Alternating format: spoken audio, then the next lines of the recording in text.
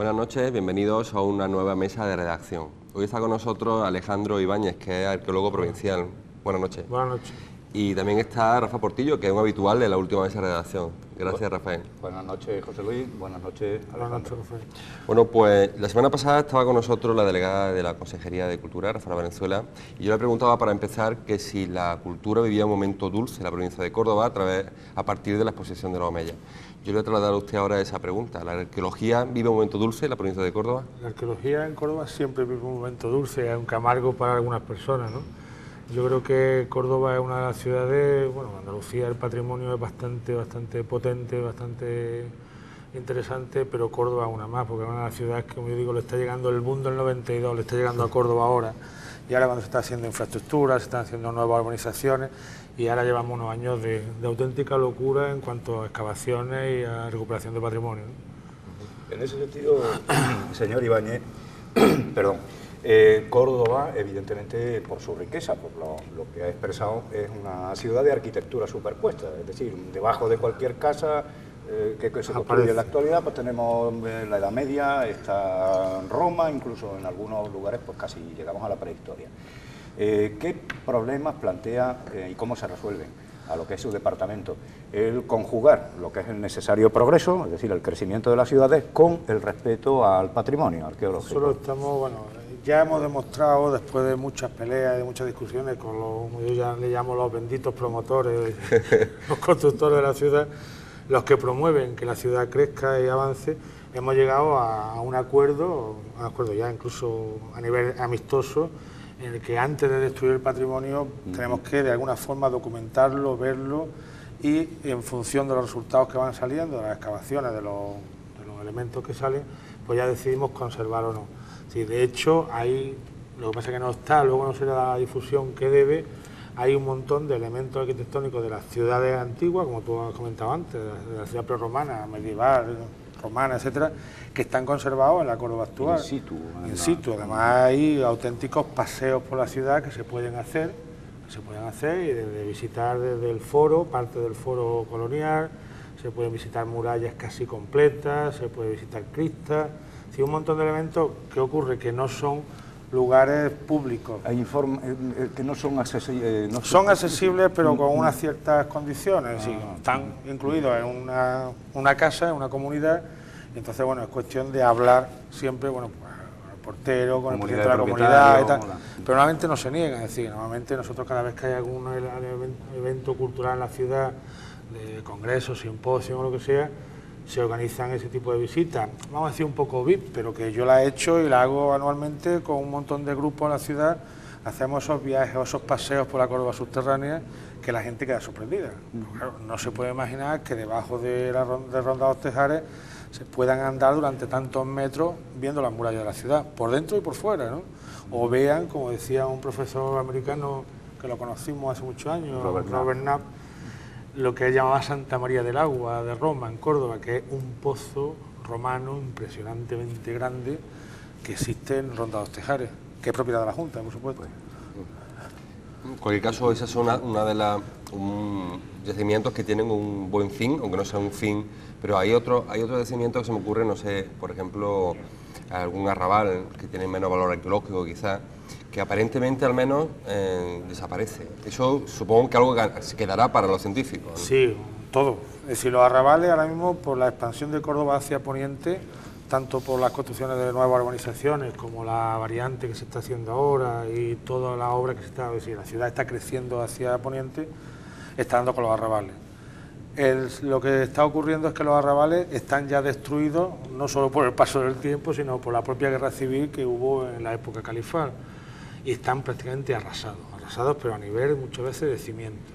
De quemado incluso, ¿no? Quemado, destruido, es decir, además notas, cuando vas poniendo los planos de las excavaciones, vas haciendo el plano de la ciudad, de la arrabal o de la expansión califal de la ciudad, vas viendo cuando revisas el acta de materiales o el depósito de materiales o qué ha dado ese yacimiento, dónde la guerra pegó más fuerte. Porque, por ejemplo, allí te encuentras... La guerra del siglo... La guerra de la fina, la guerra civil musulmana, ¿no? Sí. Y te encuentras, por ejemplo, zonas de los arrabales donde aparecen, bueno, pues lo que es una guerra que te viene de golpe, es un ataque que te viene de golpe. La casa está totalmente destruida y están todos los bienes muebles en la casa, incluido la hucha, incluido el tesoro, ¿no? Y te ves otra zona de la ciudad donde se las vieron venir, y lo recogieron todo, y no queda absolutamente nada de lo que llamamos bienes muebles, es decir, que era la arquitectura. Y esa arquitectura, además, hay que decirlo, que fue totalmente arrasada. También hay que decir que los materiales eran muy malos, y lo que nos queda prácticamente es la línea de cimentación y algunas veces los pavimentos. Entonces, digamos que no son museables, no son conservables, no se puede elaborar un programa de difusión útil para venta cultural o turística, como queramos llamarle. Entonces lo que se hace es que se documenta, y una vez que está debidamente documentado, pues se autoriza el levantamiento de los restos. No obstante, en algunos sitios han quedado algunos elementos. Y en zonas, ahora se está haciendo, en zona, por ejemplo, en Poniente, una zona que era relativamente más caliente, hablando caliente, en restos, esa se dejó como zona verde, como zona de reserva arqueológica. Y ahora el objetivo que tenemos con los nuevos planes parciales es precisamente eso, hacer primero unos sondeos geofísicos, vuelos, etcétera, ver las zonas que son más potentes desde el punto de vista arqueológico y esas de dedicarlas a jardines, zonas no construidas, como forma de preservar. Zonas de reserva. Y el otro, pues, digamos, entre comillas, se sacrifica a la excavación. Si se excava, se documenta y se levantan los restos. Y así intentamos unar presente, pasado y futuro, ¿no? Señor Ibáñez, además de lo que es la arqueología específicamente cordobesa, su departamento lleva el conjunto provincial. Hay yacimientos de reconocida riqueza. Está, por ejemplo, el yacimiento de Ategua, el yacimiento de Almedinilla y muchos más, ¿no? Que muchísimos son muchísimos más, por no enumerar. Unos 1.200 yacimientos más. Muchos más, enumeramos simplemente dos que puedan ser significativos. ¿Qué política de conservación, de atención, de excavación, es decir, de puesta en valor arqueológico existe? Pues ahí, por ejemplo, por empezar por los dos que hemos citado, Ategua, por ejemplo, Ategua es un yacimiento de categoría importantísima, de primerísima nivel. Carretera de Castro del Río. Cerca de Santa Cruz, ahora mismo acaba hace 20 días, se ha creado una asociación de defensa de Ategua, hecha por gente de Santa Cruz. Es un yacimiento que es, como decimos, de primera categoría, y lo primero que hemos hecho, bueno, se empezó desde el año 80 y tanto, lo primero que hemos hecho ha sido comprarlo, es decir, que sea propiedad de la Consejería de Cultura, de la Junta de Andalucía.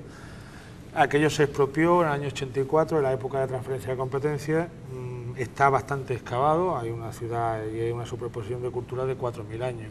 Sí, de hecho, a mí me ha tocado llevar todo el expediente de expropiación y tal, y el último, es decir, allí ha estado viviendo gente hasta ayer que el último pastor que vivía en Ategua, cuando hemos comprado la finca, se ha bajado a Santa Cruz, ¿no?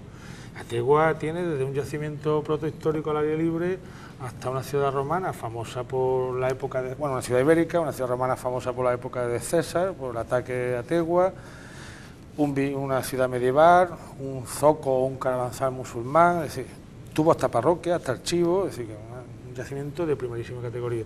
Lo que estamos haciendo ahora aparentemente está abandonado porque está sin vallar, no estamos intentando convertirlo en una unidad administrativa. Entonces ahora lo que hemos hecho ha sido, la última cosa que se ha hecho ha sido comprar un acceso, es decir, empezar a comprar lo que va a ser el acceso a Ategua, con zona de aparcamiento, centro de interpretación, etcétera. Pero hoy por hoy Ategua es un yacimiento en medio del campo.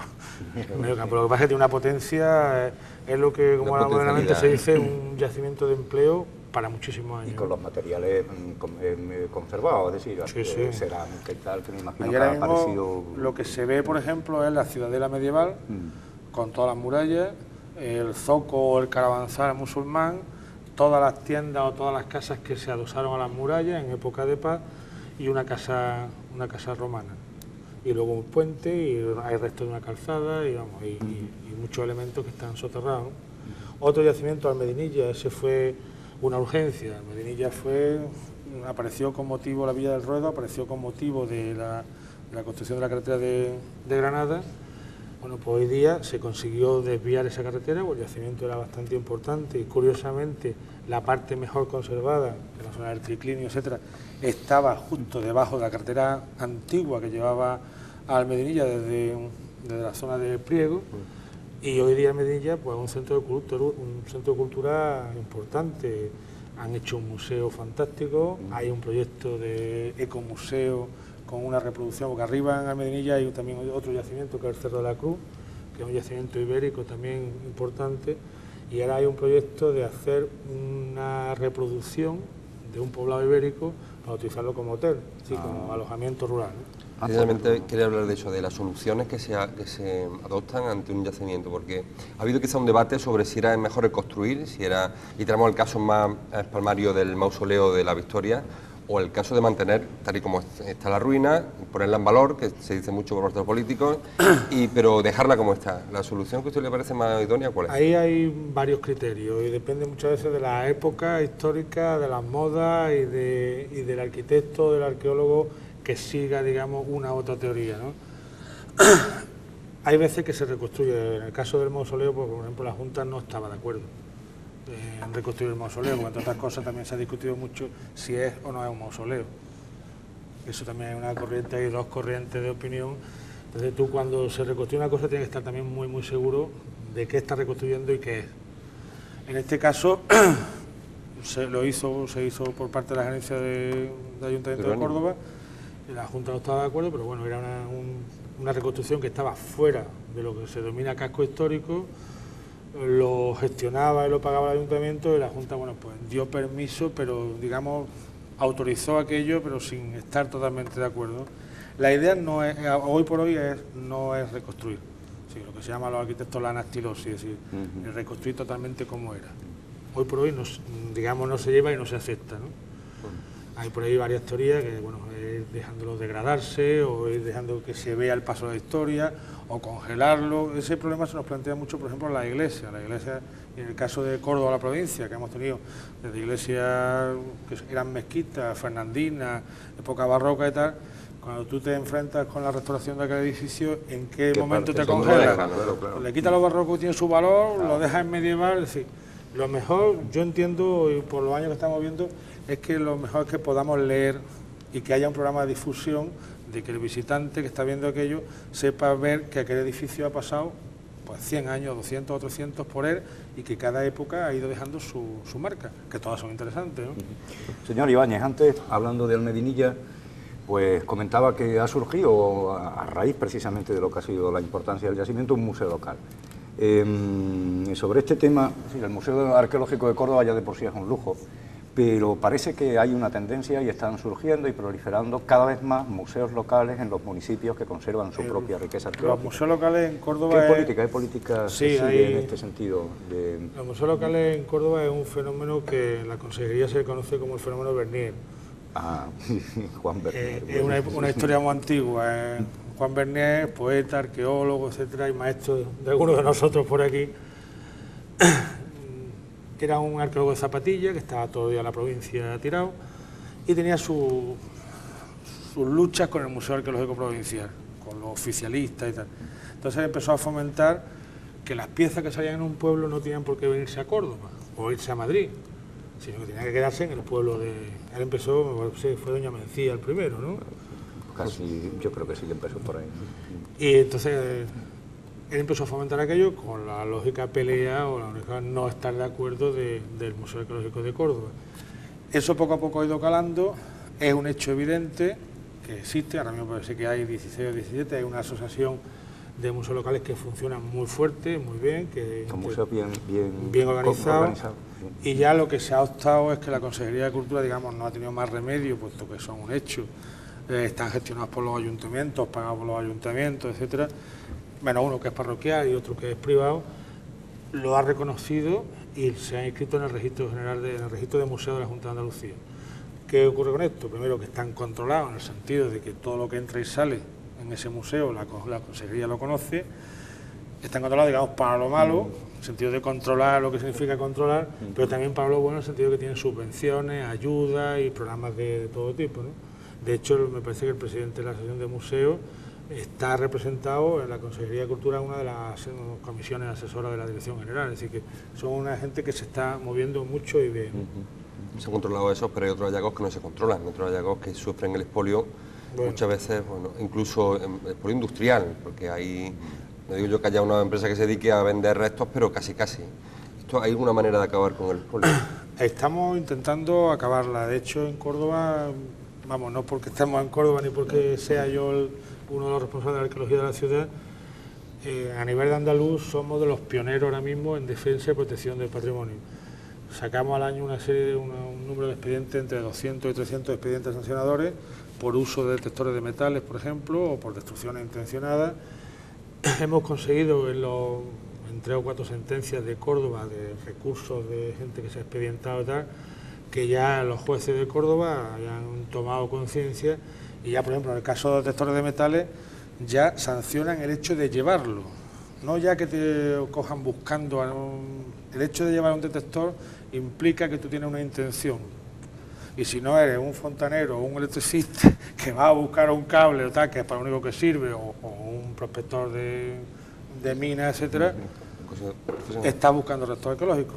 Para esto lo fundamental ha sido la colaboración de la Guardia Civil. Si el SEPRONA en Córdoba es la unidad que nosotros tenemos hilo directo, muy directo con la Guardia Civil en general y con el SEPRONA en particular, y raro no es el día. Esta mañana ha llegado otra de Rute, es decir, que raro no es el día que no nos entran 2 o 3 denuncias. Hay expedientes de actuación ya, Álvaro. Al año pueden haber entre 200 y 300 expedientes, así que la Guardia Civil se está moviendo mucho y bien, ¿no? A veces aparece un caso puntual como el famoso puente que fue la... Bueno, aquellos sí, esos pasan, afortunadamente, claro, esos pasan 1 o 2 veces al año, ¿no? El puente de los Nogales, sí. Eso también nos pasa. Hace poco también hemos tenido uno en Carcagüey, de un recinto ibérico que se ha desmontado también entero, ¿no?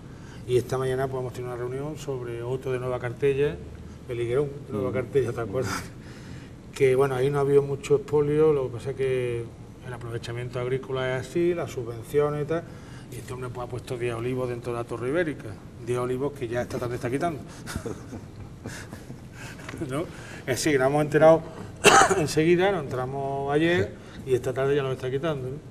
Muchas veces cuando las personas que quizá la arqueología, no sé, me parece a mí que sea una ciencia o un arte que no es del dominio público, la gente va a ver una exposición de cuadros y dice, son cuadros. Si son arqueologías que son piedras, son 3 piedras, no tiene valor ninguno. ¿Es complicado enseñarle a alguien que una piedra es tan valiosa como...? No, lo que pasa es que los arqueólogos nos hemos disfrazado muchas veces de brujos que teníamos la receta de estos romanos. La interpretación quizás, ¿no? Y tal. Eso es como todas las profesiones, que cada uno tiene sus truquillos e intenta empatar al otro. La arqueología es una ciencia como cualquier otra y yo creo que el problema está en los arqueólogos y a la hora de lo que comentamos de enseñarlo en el programa de difusión. De divulgación. La divulgación es fundamental. Hoy día estamos antiguos. La verdad es que los yacimientos arqueológicos, por estar hechos, como muchas veces decía otro día un compañero mío, son caries urbanas o caries rurales, es decir, unos restos ahí muy difíciles muchas veces de interpretar, hasta para los propios especialistas. Si tú los pones en carga o en valor, como decíamos antes al principio, lo primero que tienes que hacer es un programa de difusión para que ese yacimiento se vuelva a favor tuyo, no en contra. Pero es antipático la sociedad. Eso, claro. Y que la gente vaya allí a disfrutar con aquello. Y con las piedras se puede disfrutar, aunque sean muy duras de tragar. Si tú creas un programa de difusión adecuado, y adecuado quiero decir, con todos los medios que hay hoy día a nuestro alcance, página web, por ejemplo, del yacimiento de Cercadilla, ¿no? Claro, que está, ordenadores, virtuales, sí, y tal. Sí. Sí, lo que no puedes hacer es poner el típico cartel que se pase allí 1 hora leyendo, hecho por un erudito, que la mitad de las palabras no se entiende, y que solamente las entiende el que es especialista en esa zona. Y el patrimonio es de todo. El patrimonio es de todo y no puede ser para una élite. Ahora ¿Qué pasa con siguiendo con el tema este, ahora hay una exposición, ahora hablamos, sobre el Funus Cordubensium, que lo conocerás seguro, y a veces pasas por allí y da un poco de cosas, es que no hay nadie entrando, y es una exposición que yo creo que es tan interesante como pueda salir una exposición a cualquier galería pictórica, sin embargo esta parece como que, no sé, y el mismo mausoleo que está abierto ahora. Y eso que tiene su morbo, porque a la gente siempre el mundo funerario... Lo de los muertos parece que nos atrae un poco, pero el primer día había un poco de ambientillo con esto de la exposición de inauguración, pero el segundo día ya es que no hay nadie, pasa cualquier día. Yo pienso que depende de los medios, de la difusión que le demos, no ya el montaje de la exposición que sea más o menos correcto, que debe ser correcto, sino aquello te aburre y como se lo cuenta que dice, mira, no vaya, que son 4 piedras y 8.000 carteles, para eso me voy a leer el periódico con aire acondicionado, ¿no? Los medios, es decir, invertir un poco en medios de difusión. En el caso de, por ejemplo, que la tenemos encima todo, la explosión de los Omeyas, ¿qué ha pasado o qué está pasando? Que se está dando una difusión muy grande en los medios, que ha venido el rey, que se ha dado una inauguración y tal, y todos los días, en los distintos periódicos, en la tele y tal, sale, y la gente va. Si tú no fomentas, no promocionas una cosa, por muy bueno que sea, la exposición del FUNO es buena, pero si no hay difusión, nada más que una nota de prensa al día siguiente, Claro. allí no va nadie. Yo creo que los medios, y vosotros lo sabéis mejor que yo, son fundamentales, ¿no? Si no sale en el periódico, no sale en la televisión, es que no existe, lamentablemente. Bueno, sí, el yacimiento arqueológico de Cercadilla, hablando un poco, ¿qué Una asignatura de Córdoba. tal? Eso fue una muerte anunciada, ¿eh? Eso se detectó con la obra del AVE. Ahí se intentó, cuando se descubrió la potencia de aquello, allí había indicios, etcétera. Cuando se descubrió la gran potencia que tenía el yacimiento, o que podía haber tenido, que estaba bastante deteriorado, se intentó, conservar entero. Conservar entero, y claro, había ya ahí una operación de planeamiento. No iba a decir operación de ningún tipo, sino un planeamiento que ya estaba fijado que la estación iba justo en esa zona. Mover la estación 100 metros arriba, 100 metros abajo, si se hubiera podido hacer, hoy día, yo no me canso de repetirlo, hubiéramos tenido en Córdoba una estación de término, si tú te bajabas del tren en un palacio romano. Eso no tiene nada más que Córdoba. Hoy es un apeadero, que está entre Córdoba y Madrid. Vamos, yo sé que esto a mí no le va a gustar a algunas personas que lo digan, pero Córdoba se perdió una oportunidad única ahí. Córdoba es una ciudad que si la promocionamos todo, como yo digo, coño, es tan rica que podría invertir en bolsa, podría cotizar en bolsa. Tiene de todo, lo hemos dicho antes, es una superproducción de cultura. Hasta este clima endiablado que tenemos, se puede vender. Tenemos una temporada muy mala, pero tenemos otra fantástica de clima de lujo. Y hay muchísimas actividades culturales, promocionales de la ciudad y por tanto económicas, etcétera, que tendríamos que vender Córdoba, como se vende Sevilla, no se vende nada, digo por citar a las vecinas, ¿no? Y Córdoba es senequista en el sentido de Seneca de suicida, ¿no? De matarse. Del mal, del dejar la desidia. Estamos todos deseando que a una persona se le ocurra algo para ir 22 a destruirlo. Nadie te da un apoyo cuando se te ocurre cualquier cosa y dices, oye, pues esto está bien. No, este ya quiere salir, este quiere ganar, este quiere no sé qué. Y muchas veces lo que está buscando, por supuesto, no somos una ONG, nadie. Todo el mundo va buscando pues promocionar su producto. Que el producto sea la ciudad, pues ganaríamos todo. ¿Pero qué tengo que hacer? ¿Se puede hacer algo todavía con Cercadilla o eso ya es...? Cercadilla queda una parte, hombre, hay una parte evidente que está la playa de Vías que se ha desmontado. Entonces ahora mismo tenemos una parte en la barriada de La Paz, que ahí queda una parte importante. En realidad lo que se desmontó, hombre, era espectacular, era grande, era el Cristo Pórtico, el famoso Cristo Pórtico que muchas veces la gente se da lo que estábamos hablando antes, eso del nombre científico y tal. Y Cristo Pórtico no es más que una construcción, el círculo. Yo, por ejemplo, la imagen que le pongo a todo el mundo, la Plaza de España de Sevilla, que todo el mundo conoce, la de las barquitas y tal, aquello sería un edificio semicircular, abierto hacia la ciudad, ¿no? Y el Cristo Pórtico es una construcción que se hace para nivelar el terreno.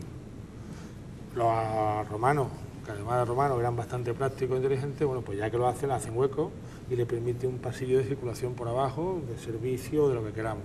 Entonces no es más que una terraza, es una cimentación, una substrucción, como dirían los alemanes, una construcción para nivelar el terreno, la vaguada que hay allí, de las zonas de agua y de la sierra, que aprovechan para construir una plataforma y encima montar con la obra antigua de Cercadilla, de la estación, es decir, que Cercadilla su muerte empezó hace muchísimos años, ¿no? Aquel Cristo Pórtico prácticamente estaba muy horadado, quedaban algunas partes y se han levantado otras.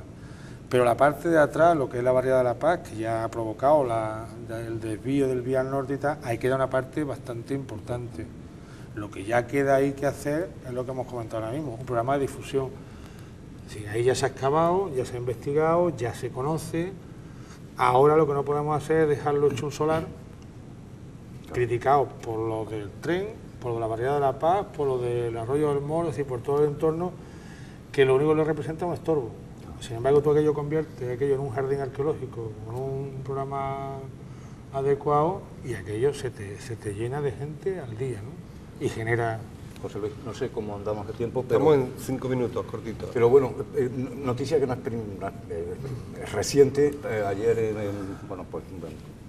pude conocer que, curiosamente, bajo el propio Museo Arqueológico se ha descubierto lo que es un teatro romano que posiblemente, por las medidas que se han hecho, sea uno de los más importantes que existen en España, ¿no? Sí.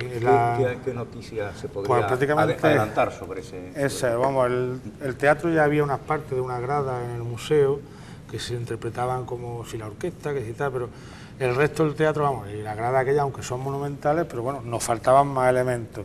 En la zona de arriba del convento del Corpus, que siempre se pensó que estarían los accesos y tal, cuando hace muy poco se ha excavado para la adaptación a la sede de la Fundación Gala y tal, bueno, pues los elementos que se han encontrado allí no nos indicaban nada de teatro. Hay una calzada, pero es menor, que se va a conservar integrada, y restos de una vivienda con una serie de mosaicos y tal, es decir, que no indican que delante, inmediatamente a la caída de la ladera de Santa Ana, haya un edificio público. Por la zona de Heredia, de calle Heredia, ahí sí se excavó hace unos años y aparecieron restos ya o huellas de graderío. Entonces, este casi era un hallazgo anunciado, ¿no? La plaza, claro, es la zona que menos se ha tocado, siempre, posiblemente responde a una fosilización, como se dice ahora, de muchos espacios públicos que vemos ahora, muchos espacios abiertos que vemos en las ciudades, responden a que época antigua hubo un espacio abierto. Siempre ha ido abierto. Siempre ha ido abierto y por lo que sea se va construyendo alrededor, ¿no? Entonces hay una hipótesis dibujada del Teatro de Córdoba, incluso del barrio de espectáculos. Está dibujado el teatro y el anfiteatro en aquella zona, y el teatro por ahora va saliendo. Entonces la construcción o la excavación de lo que va a ser el sótano del Museo Arqueológico, pues están aprendiendo restos de grada. Claro, mientras más te metes hacia la plaza, o digamos te sales del museo Jerónimo Páez, ¿no? De Jerónimo Páez, pues los restos están mejor conservados, ¿no? Entonces, nuevo problema, porque ahora otra vez otro reformado de proyectos para que los arquitectos integren las gradas del teatro, ¿no? Estamos ya casi fuera de tiempo, pero ¿qué queda por encontrar en Córdoba? Supongo que esto debe ser una profesión en el sentido que no va a haber nunca paro en Córdoba, porque siempre habrá cosas que aparecen. Pues Córdoba, yo siempre he dicho que el nivel de construcción, por ejemplo, en el caso de la Córdoba prerromana la tenemos muy bien localizada aquí en la Colina de los Quemados, y esa está... Parque Cruz Conde. Está por analizar porque hubo un yacimiento, pero tampoco se ha profundizado suficientemente en eso. Se han hecho varios cortes, vamos, está bien eso, pero no, queda por excavar. Afortunadamente hoy hay un jardín, es zona de reserva y no se va a construir, por lo tanto dejamos de reserva arqueológica.